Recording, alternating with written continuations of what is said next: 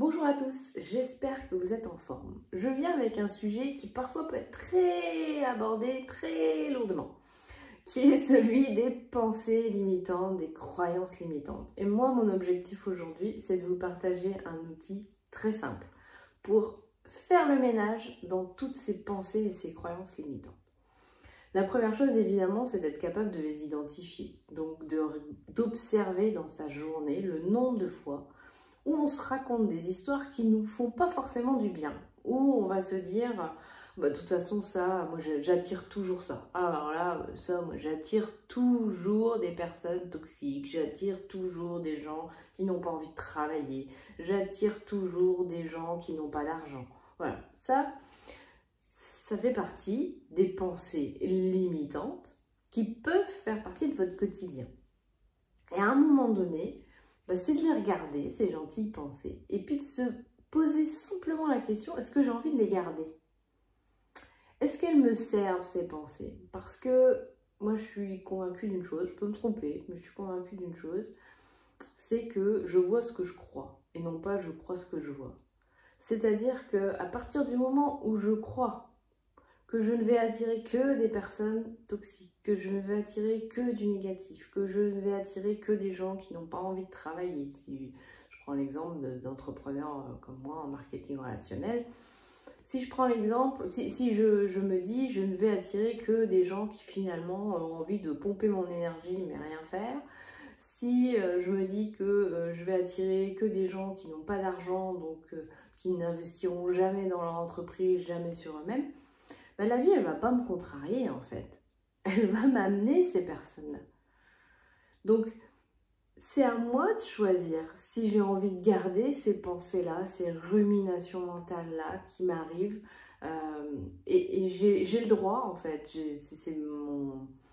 C'est là où nous avons notre libre arbitre. C'est de se dire est-ce que j'ai envie de le garder, ça ou pas. Et vraiment, ça demande de repasser par ce que j'appelle la responsabilisation, c'est-à-dire de bien prendre conscience qu'à chaque instant, on est responsable de ce qu'on attire. On a créé ce qu'on attire. Alors bien entendu, souvent de façon inconsciente, déjà parce que des pensées, on en a plein dans la journée et que on se rend plus forcément compte de ce qu'on se raconte, de toutes ces histoires qu'on se raconte sur nous-mêmes, sur nos capacités. Donc déjà de faire ce premier pas, de dire ok, aujourd'hui, là, je prends la décision d'observer ce que je me raconte. Ça, c'est la première étape. Et la deuxième étape, c'est vraiment de se dire, est-ce que je garde ça ou pas? Parce que parfois, on peut avoir des pensées ou des croyances qui nous font du bien, qui nous aident, voilà. Donc ok, je fais le ménage en fait. Je choisis, ça je garde pas. Et au final, il n'y a que ça à faire, en fait. Ça peut paraître basique, simple, mais parce qu'en fait, ça l'est. Ce qui n'est pas simple, c'est finalement parfois de les repérer, ces pensées et ces croyances.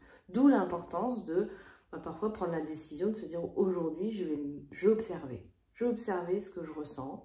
Et puis de voir aussi ce qu'on attire, parce que ce qu'on attire est le résultat de ce qu'on pense, de ce qu'on croit. Donc, si j'attire aujourd'hui encore une personne qui va, par exemple, se plaindre qu'elle n'a pas d'argent, ou se plaindre qu'elle ne sait pas faire ci, qu'elle ne sait pas faire ça, ou tout simplement que je vais attirer aujourd'hui que des personnes qui se plaignent, à un moment donné, je peux me positionner, me dire, ok, bon, là, j'ai attiré ça, très bien, j'ai ça dans mon tableau, ok, quoi d'autre est possible, en fait? Qu'est-ce que je peux attirer d'autre que ça? Là, sans doute que inconsciemment, j'ai fait le choix d'attirer ça. Je l'ai peut-être pensé, c'est ok. C'est ok, c'est là. Donc c'est ok. Mais quoi d'autre est possible? Qu'est-ce que je peux penser? Comment je peux penser différemment pour attirer autre chose? Donc vraiment, voilà, je vous invite à faire cet exercice-là, de regarder simplement vos pensées, les histoires que vous pouvez vous raconter, parce qu'on s'en raconte plein toute la journée, et de se dire, ok, qu'est-ce que je garde pas.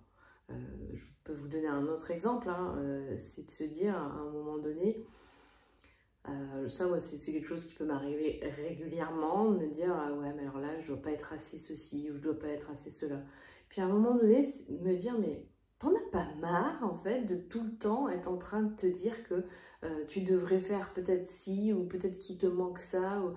Est-ce que tu veux pas juste, là, prendre un temps pour te dire qu'en fait, il te manque rien, qu'en fait, t'es complète, qu'en fait, t'as toutes les compétences dont t'as besoin, là, présentement, et d'avoir juste de la gratitude pour ça. Voilà, ça peut être aussi, entre guillemets, simple que ça. Mais ça nécessite à un moment donné d'arrêter aussi d'être, évidemment, la tête dans le guidon toute la journée, sans prendre conscience de ces fameuses pensées qui sont là en permanence. Et encore une fois, l'idée, c'est pas de se dire « je dois pas penser », parce que c'est pas possible. Donc, on arrête de dire qu'on ne doit pas penser, on doit juste les observer et se dire « est-ce que ça me sert ?» ou est-ce que au contraire ça me dessert dans mon quotidien et qu'à un moment donné, bah, voilà, je décide de choisir de penser autre chose, autrement. Je peux aussi décider d'aller écouter des témoignages de gens qui montrent que ce que je pense c'est faux. Ça aussi, ça peut être très intéressant. Si par exemple, je sais pas, je pense qu'on ne peut pas vivre du marketing relationnel. Bah, je vais peut-être aller écouter quelques témoignages de gens qui en vivent très très bien, qui ont une vie voilà, épanouie grâce à ce métier, par exemple. Voilà ce que j'avais envie de vous partager aujourd'hui sur un sujet qui peut parfois être lourd, mais moi je vous invite toujours à chercher la légèreté, à trouver des solutions qui amènent voilà, de la joie, de la légèreté, plutôt que d'aller chercher des choses très compliquées. Dans tous les cas, comme toujours, je vous souhaite d'être en forme, de réussir dans ce que vous avez vraiment envie de réussir et d'accomplir. Et puis, je vous dis à bientôt.